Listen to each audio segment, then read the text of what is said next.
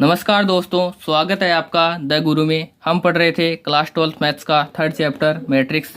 पिछले वीडियो में हमने परिवर्त अवयव के बारे में पढ़ लिया था और उसके कुछ गुणधर्म देख लिए थे। उसके बाद में हमने सममित तथा विषम सममित अवयव के बारे में डिस्कस किया था और उस पर बेस्ड दो थ्योरम्स को प्रूफ के साथ पढ़ लिया था। लास्ट में हमने कुछ एग्जाम्पल्स को सोल्व कर लिया था। तो चलिए आज शुरू करते हैं एक्सरसाइज 3.3, जिसमें पहला क्वेश्चन दिया है कि निम्नलिखित अवयवों का परिवर्त अवयव ज्ञात कीजिए। इसमें से हम थर्ड वाला करके देख लेते हैं। ये वाला मैट्रिक्स हमारे सामने दिया है। मान लेते हैं ये मैट्रिक्स ए है, तो इसका परिवर्त अवयव क्या हो जाएगा? ए डेस। ए डेस कैसे निकालते हैं हम कि पंक्तियों को स्तंभों से बदल दो और स्तंभों को पंक्तियों से बदल दो। तो हमारे पास ए डेस आ जाएगा -1 √3 2 5 5 3 6 6 -1। ये हो गया अपना परिवर्त अवयव है ए डेस। अब अगला क्वेश्चन हमारे पास ए और बी दो अवयव दिए गए हैं और सत्यापित करना है क्या ए प्लस बी का whole dash equals a dash plus B डेस, साथ में ए माइनस बी का whole dash equals a days minus B डेस। ये वाला हमने एग्जाम्पल में हल कर लिया था, तो हम यहाँ पर ये करके देख लेते हैं। तो चलिए करते हैं। सबसे पहले क्या निकाल लेंगे? ए माइनस बी निकाल लेते हैं। तो ए माइनस बी निकालेंगे तो हमारे पास आएगा 3 1 8 4 5 9 -3 -2 0। ये आ गया हमारे पास a माइनस बी। अब निकाल लेते हैं हम a माइनस बी का whole dash. a minus B का होल डेस कितना आ जाएगा? पंक्तियों को स्तंभों से बदल दो और स्तंभों को पंक्तियों से बदल दो। तो a माइनस बी का होल डेस हो जाएगा 3 4 -3 1 5 -2 8 9 0। ये आ गया a माइनस बी का होल डेस। अब हम राइट हैंड साइड निकालने के लिए क्या निकाल लेते हैं? a डेस और निकाल लेते हैं। a डेस आ जाएगा, इसको कर दो यहाँ से -1 5 -2 2 7 1 3 9 1। ये आ गया ए डेस। साथ में क्या निकालना है? और बी डेस और निकालना है। बी डेस और निकाल लो -4 1 1 1 2 3 -5 0 1। अब हम आर एच एस निकाल लेते हैं। ए डेस माइनस बी डेस कर देते हैं। ए डेस माइनस बी डेस। ए डेस की वैल्यू कितनी है? ए डेस हमारे पास -1 2 3 5 7 9 -2 1 1। माइनस बी डेस कितना है हमारे पास? -4 1 1 1 2 3 -5 0 1। अब अगर हम ए डेस माइनस बी डेस निकालेंगे तो हमारे पास आएगा 3 1 8 4 5 9 -3 -2 0। आप देख सकते हैं a माइनस बी का होल डेस इक्वल्स आया है ए डेस माइनस बी डेस। इन दोनों को आप देख सकते हैं, दोनों मैट्रिक्स सेम है, तो हम लिख सकते हैं a माइनस बी का होल डेस कितना आ जाएगा? ए डेस माइनस बी डेस। ये हमने प्रूव कर दिया। अगला क्वेश्चन नंबर 4 है हमारे पास। हमें दिया गया ए डेस और बी दो मैट्रिक्स हैं और हमें प्रूव करना है a + 2b का होल डेस इक्वल्स क्या होगा, ये हमें ज्ञात करना है। चलिए निकाल लेते हैं। सबसे पहले ए डेस दिया है और ए कैसे निकालेंगे? हम जानते हैं जो ए डेस का होल डेस होता है वो क्या होता है? ए। तो यहाँ से हम ए डेस का ट्रांसपोज निकाल लेंगे तो वो किसको प्रदर्शित करेगा? अवयव है ए को। तो चलिए निकाल लेते हैं। कितना जाएगा? 2 3 1 2। इसका ट्रांसपोज निकालेंगे तो क्या होगा? 2 1 3 2। ये आ गया हमारे पास ए। साथ में बी है ही, तो a + 2b कितना हो जाएगा? a + 2b निकाल लेते हैं हम। कितना होगा? a की वैल्यू है 2 1 3 2 प्लस 2 इंटू बी की वैल्यू है -1 0 1 2। इसको हल करेंगे तो आएगा हमारे पास -4 1 5 और 6। ये a + 2b आ गया है। अब निकालना है हमें a + 2b का होल डेस। कितना आ जाएगा? ट्रांसपोज निकाल दो, इसका हो जाएगा -4 -5 1 और 6। ये आ गया a + 2b का होल डेस।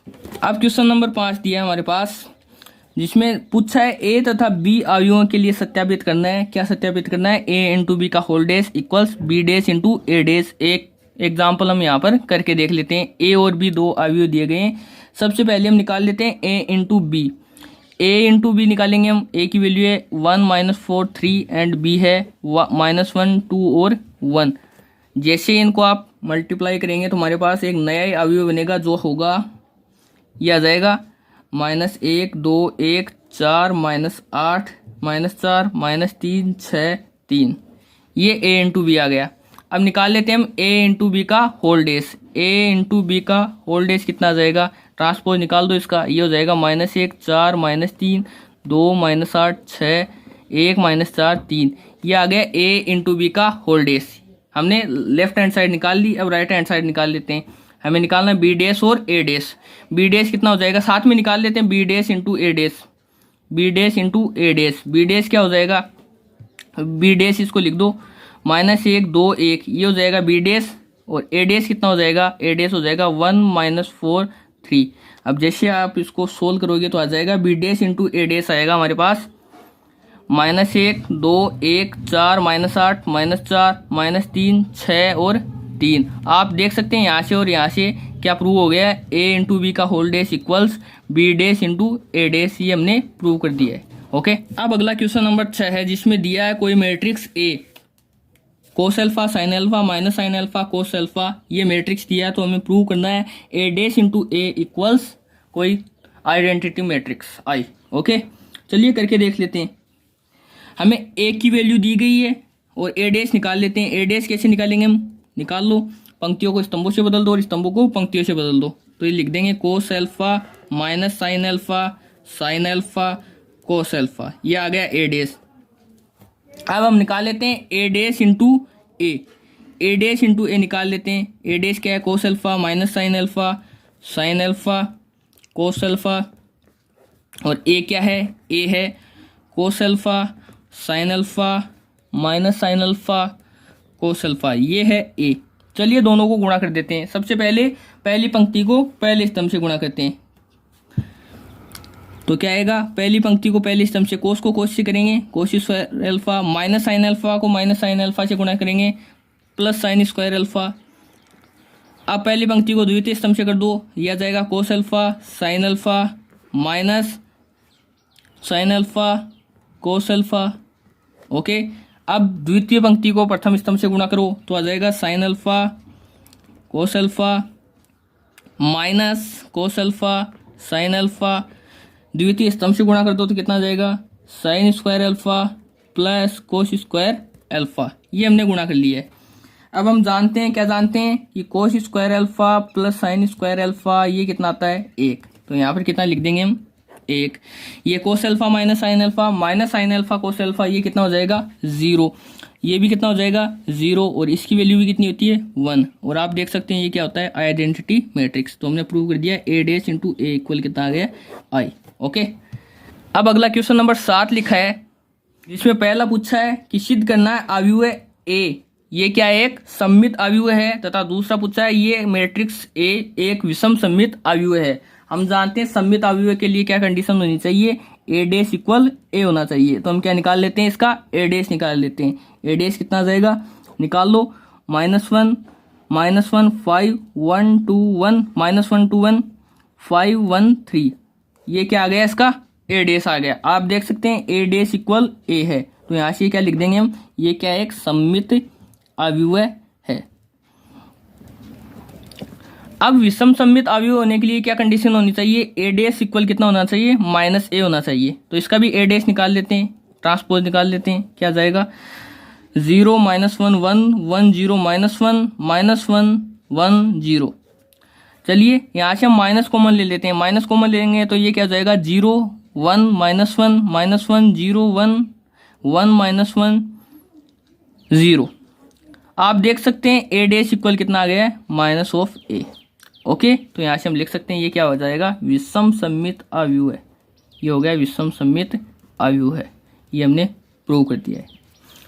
अब क्वेश्चन नंबर 8 पूछा हमें, एक अवयव ए दिया है और उसके लिए हमें प्रूव करना है कि a प्लस ए डैश एक सममित अवयव है तथा a माइनस ए डैश एक विषम सममित अवयव है।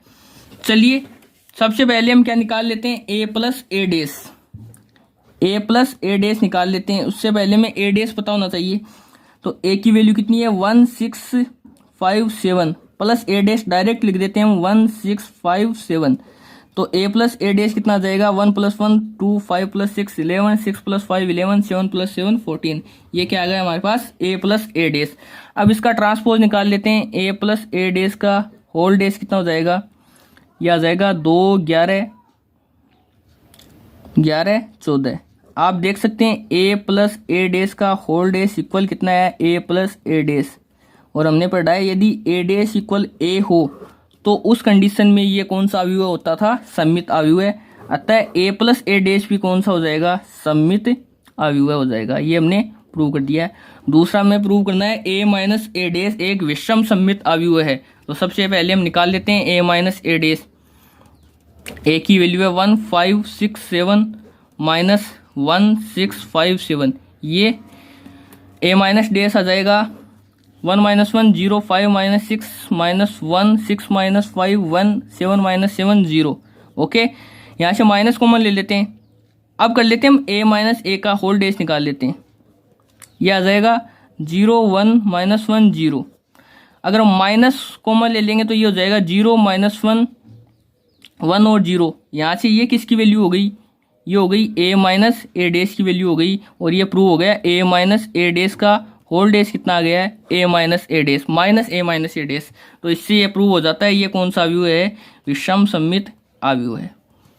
विषम सममित अवयव है, ये हमने प्रूव कर दिया।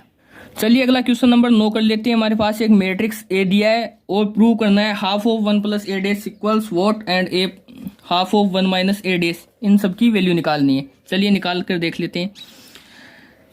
सबसे पहले निकाल लेते हैं हम 1/2 ऑफ 1 प्लस ए डेस। कितना आ जाएगा? 1/2। ए की वैल्यू कितनी है? ए की वैल्यू है हमारे पास 0 A B minus A 0 C minus B minus C 0 plus इसका डेस करना है 0 A B minus A 0 C minus B minus C 0। इसका ट्रांसपोज निकालना है। चलिए कर लेते हैं। 1/2 ये हो जाएगा 0 A B minus A 0 C minus B minus C 0 plus इसका ट्रांसपोज क्या हो जाएगा 0 minus A minus B A 0 minus C B C 0। ये हो गया इसका ट्रांसपोज। चलिए दोनों को जोड़ देते हैं। तो 1/2 जोड़ने पर 0 plus 0 0 A minus A 0 B minus B 0 minus A plus A 0 0 plus 0 0 C minus C 0। ये भी हो 0 ये भी 0 ये भी 0। तो यहाँ पर क्या जाएगा? ये हो जाएगा एक जीरो मैट्रिक्स आ जाएगा। ओके, चलिए अब निकाल लेते हैं हम 1/2 ऑफ ए माइनस ए डेस। इसको करेंगे तो ए की वैल्यू क्या है? रख दीजिए आप। ए आ जाएगा 0 A B minus A 0 C minus B minus C 0। ये है ए माइनस ए डेस। ए डेस कितना निकाला है हमने? यहाँ से रख देते हैं हम। ए डेस निकाला है 0 minus A minus B A 0 minus C B C 0। ये क्या है? ए डेस। माइनस को अंदर गुणा कर देते हैं तो क्या हो जाएगा 0 A B minus A 0 C minus B minus C 0। Minus को अंदर गुणा करते हैं, बाहर प्लस रह जाएगा। चलिए अंदर गुणा कर देते हैं। ये हो जाएगा 0 plus A plus B minus A 0 plus C minus B minus C 0। अब इसको जोड़ देते हैं तो क्या आएगा 1/2 0 plus 0 0 A plus A 2a B plus B 2b minus A minus 2a 0 plus 0 0 C plus C 2c minus B minus 2b minus C minus 2c और 0। 1/2 को अंदर गुणा कर देते हैं तो ये आ जाएगा 0 A B minus A 0 C minus B minus C 0। ये हमें 1/2 ए माइनस ए डेस की वैल्यू निकाल ली।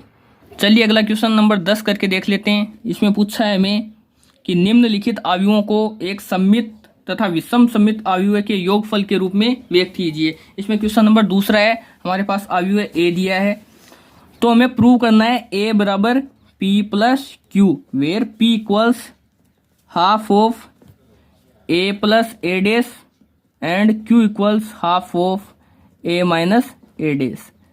अब हमें p plus Q equals A prove करना है। तो चलिए पहले p की वैल्यू निकाल लेते हैं। p की वैल्यू क्या हो जाएगी 1/2 इंटू ए प्लस ए डेस। ए क्या है यहाँ पर? ए है 6 माइनस 2 2 2 3 1 2 माइनस 1 3 प्लस ए डेस क्या हो जाएगा? ए डेस लिख देंगे हम 6 माइनस 2 2 2 3 1 2 माइनस 1 3। ये ए डेस हो गया। तो 1/2 ऑफ p की वैल्यू क्या आ जाएगी? a प्लस ए डेस निकाल लेते हैं सबसे पहले। तो a प्लस ए डेस इसको जोड़ोगे तो आपके पास आएगा 12 माइनस 4 4 माइनस 4 6 माइनस 2 4 माइनस 2 और 6। ये a प्लस ए डेस आ जाएगा। 2 को अंदर गुणा कर दो तो ये हो जाएगा 6 माइनस 2 2 माइनस 2 3 -1 2 -1 3, ये आ जाएगा a plus A dash and half, मतलब p की वैल्यू आ गई, ये p इक्वल इतना आ गया। अब q निकाल लेते हैं, q क्या हो जाएगा 1/2 ऑफ a माइनस ए डेस। चलिए निकाल लेते हैं 1/2, a की वैल्यू क्या है, a की वैल्यू है 6 -2 2 2 3 1 2 -1 3, माइनस ए डेस क्या हो जाएगा 6 -2 2 2 3 1 2 -1 3, ये हो गया ए डेस। चलिए माइनस को अंदर गुणा कर देते हैं, माइनस को अंदर गुणा करेंगे तो क्या होगा, ये तो ऐसा कैसा जाएगा 2 3 1 2 -1 3, और यहाँ पर माइनस को अंदर गुणा करेंगे बाहर प्लस रह जाएगा, गुणा करेंगे तो 6, ये -2 था, ये हो जाएगा +2, ये -2 हो जाएगा, ये 2, ये -3, ये +1, ये -2 -1 -3। अब जैसे इसको हल करेंगे तो q की वैल्यू आएगी हमारे पास, q इक्वल आ जाएगा, एक जीरो मैट्रिक्स आएगा 0 0 0 0 0 0 0 0 0। ओके, ये q आ जाएगा। अब निकाल लेते हैं p प्लस q निकालेंगे तो क्या आ जाएगा, p आ जाएगा, क्योंकि किसी भी मैट्रिक्स में हम जीरो मैट्रिक्स को जोड़ते हैं तो वो मैट्रिक्स खुद ही आ जाता है, तो p की वैल्यू आ जाएगी, p प्लस q आ जाएगा 6 -2 2 -2 3 -1 2 -1 3, ये आ गया हमारे पास p प्लस क्यू। आप देख सकते हैं p प्लस क्यू कितना है a। अतः हम किसी भी मैट्रिक्स को सममित अव्यय तथा विषम सममित अव्यय के योगफल के रूप में व्यक्त कर सकते हैं। चलिए ये हो गया। अगला क्वेश्चन नंबर 11 है, जिसमें दिया गया है कि a तथा b समान कोटि के सममित अव्यय हैं, तो प्रूव करना है हमें a माइनस बी ए क्या होगा, ये हमें ज्ञात करना है। तो दिया है कि a और b समान कोटि के सममित अव्यय हैं, तो यहाँ से हम लिख सकते हैं a dash equal a and b dash equals b, ये हम लिख सकते हैं क्वेश्चन के अकॉर्डिंग। और ए बी माइनस बी ए क्या होगा, इसके लिए हम निकाल लेते हैं ए बी माइनस बी ए का होल डैश निकाल लेते हैं, तो इसको लिख सकते हैं हम ए बी का whole dash minus B A का होल डैश। क्यों लिख सकते हैं, क्योंकि हम जानते हैं ए माइनस बी का होल डैश क्या होता है, A dash minus B dash, ये हम पहले देख चुके हैं। अब a इंटू बी का होल डैश को हम लिख सकते हैं b dash into A dash minus B A का होल डैश को हम लिख सकते हैं a dash into B dash. इसको कहाँ से लिखा है, a इंटू बी का होल डैश होता है b dash into A dash, यहाँ से हमने इसको लिखा है। अब b डैश की जगह क्या लिख देते हैं हम, b डैश की वैल्यू b है, a डैश की वैल्यू a है, यहाँ से भी a इंटू बी लिख देते हैं। ओके, अब यहाँ पर हम माइनस कॉमन ले लेते हैं, तो इसको लिख देंगे A B minus B A, ये आ गया हमारे पास A B minus B A का होल डैश इक्वल आ गया minus of A B minus B A. हम जानते हैं अगर A dash equal minus A हो तो वो कौन सा अवयव होता है, विषम सममित अवयव होता है। तो यहाँ पर भी A B minus B A का होल डैश कितना है, minus of A B minus B A, तो ये भी क्या हो जाएगा, विषम सममित अवयव। ओके, अब क्वेश्चन नंबर 12 दिया है हमें, कोई अवयव ए दिया गया है cos alpha minus sine alpha cos alpha तथा A plus A dash equals I दिया है। आई जहाँ पर क्या है, एक आइडेंटिटी मैट्रिक का तत्समक अवयव है, तो हमें अल्फा का मान निकालना है। चलिए निकाल लेते हैं, ए दिया है तो ए डैश निकाल लेते हैं। ए डैश कितना हो जाएगा, कोस alpha sine alpha minus sine alpha cos alpha, ये हो गया ए डैश। अब हम निकाल लेते हैं क्वेश्चन के according A plus A dash, ये दिया हमें आई के equal. A plus A dash, A की वैल्यू क्या हो जाएगी, cos alpha minus sine alpha cos alpha plus A dash कितना है, cos alpha sine alpha minus sine alpha cos alpha equals दिया है आई। चलिए जोड़ देते हैं इनको, cos alpha plus cos alpha 2 cos alpha minus sine alpha plus sine alpha 0, sign alpha minus sine alpha 0, कोस alpha plus cos alpha 2 cos alpha, और identity matrix को हम क्या लिख देंगे 1 0 0 1। अब दोनों समान अवयव हैं, तो हम जानते हैं कि इन दोनों के संगत अवयव भी बराबर होंगे, तो यहाँ से हम लिख सकते हैं 2 कोस अल्फा इक्वल्स 1 कोस अल्फा इक्वल्स 1/2, और 1/2 किसकी वैल्यू होती है, कोस π/3 की। दोनों तरफ तुलना करने पर अल्फा की वैल्यू आ जाती है π/3। ओके, ये अपनी एक्सरसाइज 3.3 हो गई। अब हम एक लास्ट टॉपिक देख लेते हैं जो है व्युत्क्रमणीय आव्यूह है, इन्वर्टिबल मैट्रिक्स। क्या होता है? परिभाषा होती है इसकी, यदि ए कोई मैट्रिक्स है, कोटि एम का एक वर्ग आव्यूह है जिसकी कोटि एम है। एम ही क्यों लिखी है? क्योंकि इसकी कोटि हम लिख सकते हैं एम क्रॉस एम, जिसको हमने सिर्फ एम ही लिख दिया है। एक वर्ग आव्यूह है और यदि एक अन्य वर्ग आव्यूह बी का अस्तित्व इस प्रकार है कि ए इंटू बी इक्वल्स बी ए और इनका मान क्या है, कोई आइडेंटिटी मैट्रिक्स के बराबर हो, तो बी को आव्यूह ए का व्युत्क्रम आव्यूह कहते हैं तथा इसे ए इनवर्स द्वारा प्रदर्शित करते हैं। अर्थात हम लिखते हैं ए इनवर्स इक्वल्स बी और बी को ए का व्युत्क्रम आव्यूह कहते हैं। ऐसी दशा में आव्यूह ए को क्या कहती हैं? व्युत्क्रमणीय आव्यूह। एग्जाम्पल के द्वारा इसको समझते हैं। दो आव्यूह हमारे पास ए और बी हैं। सबसे पहले हम ए इंटू बी निकाल लेते हैं। ए इंटू बी निकालेंगे तो क्या आएगा? पहली पंक्ति को पहले स्तंभ से गुणा करो, 2 इंटू 2 4, 3 माइनस 3। इसको इससे गुणा करेंगे, -6 हो जाएगा, +6 हो जाएगा। ये 2 हो जाएगा, -2 हो जाएगा। इसको इससे करेंगे -3 + 2 +4 हो जाएगा। और इसको हल करने पर आता है 1 0 0 1। ये ए इंटू बी आता है। अब बी इंटू ए निकाल लेते हैं। बी की वैल्यू कितनी है? 2 - 1 -3 2। ए की वैल्यू है 2 3 1 2।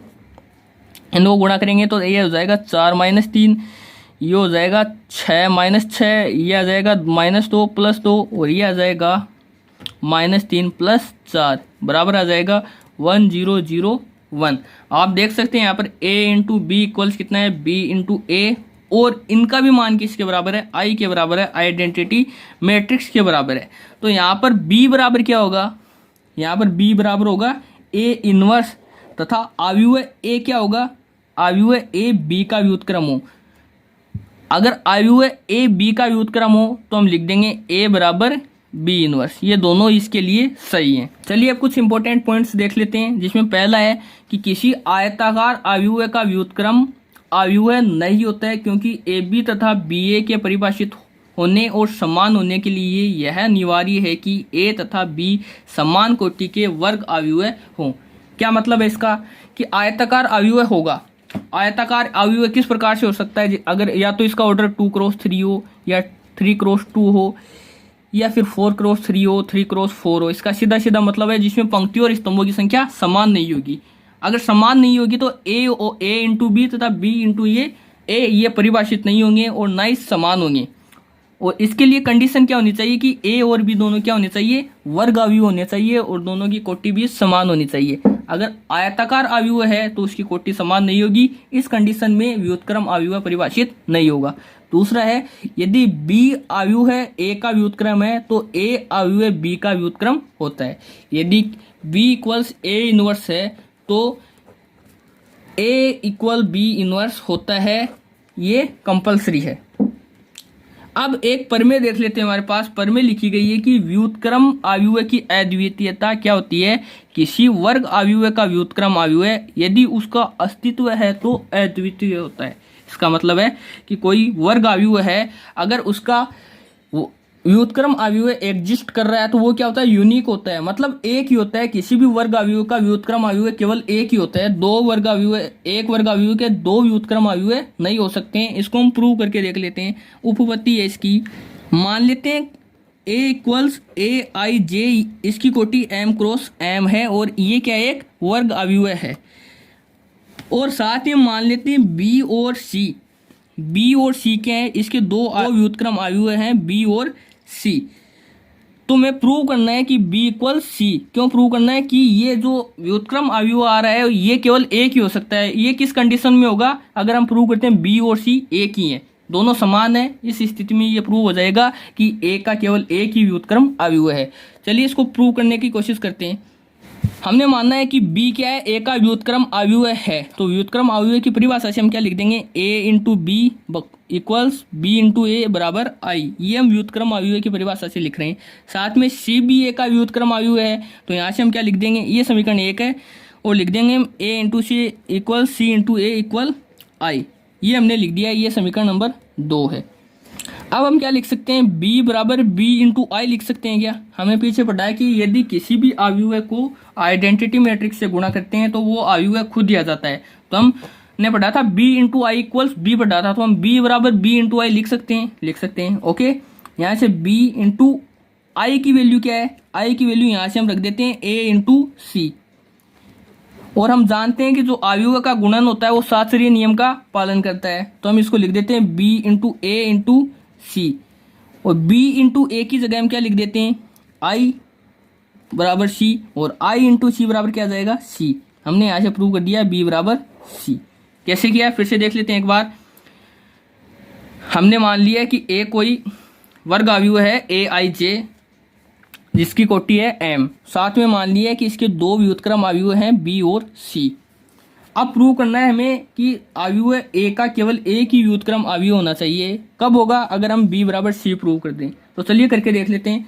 हमने मानना है कि b एक व्युत्क्रम अवयव है, तो हम व्युत्क्रम अवयव की परिभाषा से क्या लिख सकते हैं, ए बी बराबर बी ए बराबर आई। ये समीकरण नंबर 1।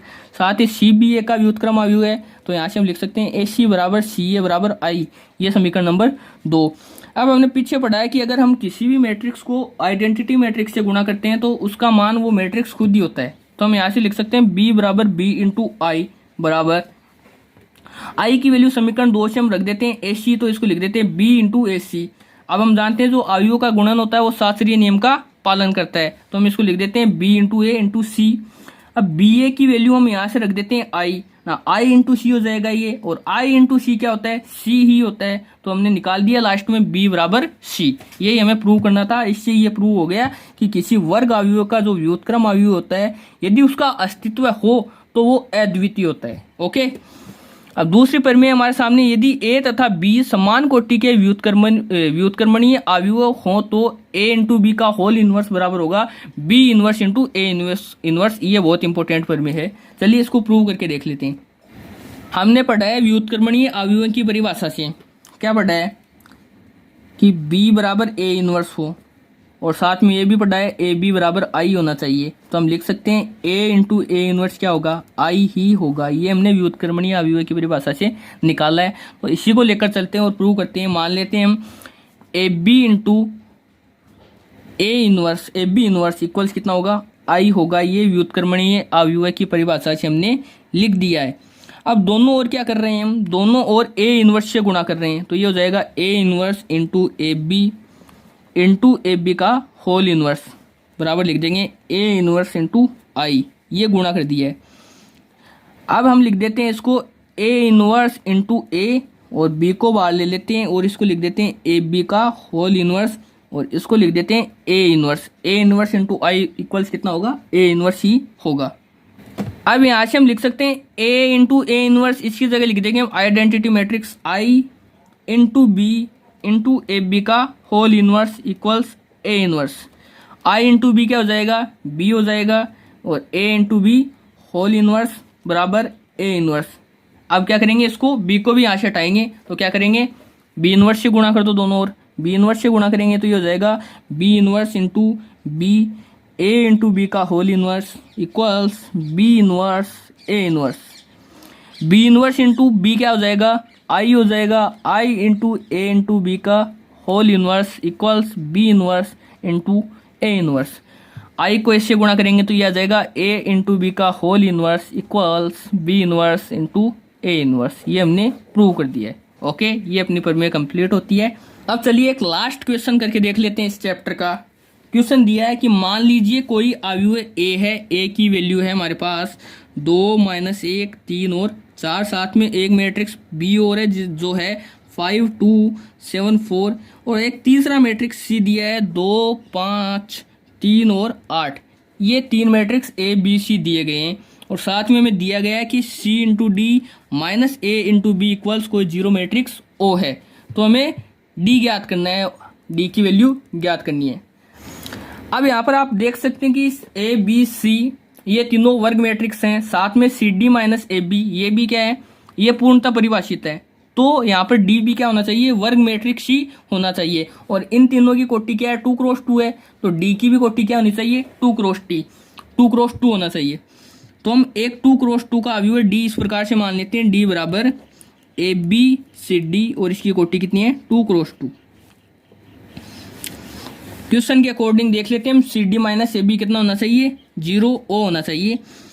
एक C की वैल्यू कितनी है 2 5 3 8 इंटू D क्या माना हमने A into B C into D minus A की वैल्यू है 2 माइनस 1 3 4 B की वैल्यू है 5 2 7 4 बराबर कितना है 0 0 0। ये जीरो मैट्रिक्स है।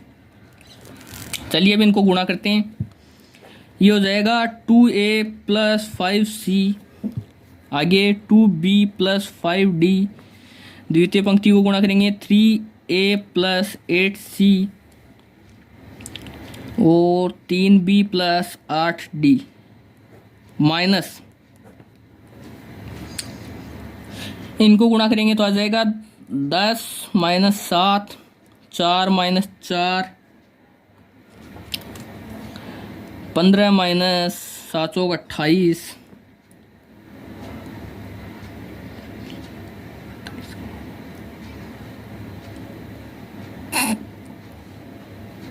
और ये हो जाएगा 6 माइनस 16। सॉरी ये प्लस होगा, यहाँ पर ये भी प्लस होगा तो ये आ जाएगा, ये है 0 0 0 0। आगे लिख देंगे हम 2A plus 5C 2B plus 5D 3A plus 8C 3B plus 8D। Minus को अंदर गुणा कर देते हैं तो प्लस ये माइनस 3 हो जाएगा, ये 0 हो जाएगा, ये माइनस 43 हो जाएगा और ये हो जाएगा माइनस 22 इक्वल्स 0 0 0 0। आगे हम लिख देंगे, दोनों को जोड़ देंगे तो 2A plus 5C minus 3 2B plus 5D, इसको लिख देंगे हम 3A plus 8C minus 43 3B plus 8D minus 22 equals 0 0 0। अब आप देख सकते हैं दोनों समान अवयव हैं तो उनके संगत अवयव भी बराबर होंगे। तो हमारे पास 4 समीकरणें आ जाएंगी। 2A plus 5C minus 3 equal 0 समीकरण number 1, 3A plus 8C minus 43 equals 0 समीकरण number 2, 2B plus 5D equals 0 ये समीकरण नंबर 3 और 3B plus 8D minus 22 equals 0 ये समीकरण नंबर 4। अब समीकरण 1 और 2 को हल करने पर आता है A इक्वल माइनस 191 और C बराबर आता है 77 और समीकरण 3 और 4 को हल करने पर आता है B बराबर माइनस 110 और D बराबर 44। ये हमने ABCD की वैल्यू निकाल ली तो अपना अवयव D क्या आ जाएगा, D बराबर आ जाएगा, मान रख दो ABCD के माइनस 191, C का B की वैल्यू है माइनस 110, C है 77 और D है 44। ये अपना चैप्टर कंप्लीट है। आज के लिए इतना ही, अगली वीडियो में फिर से मिलेंगे, तब तक के लिए पढ़ते रहिए। धन्यवाद।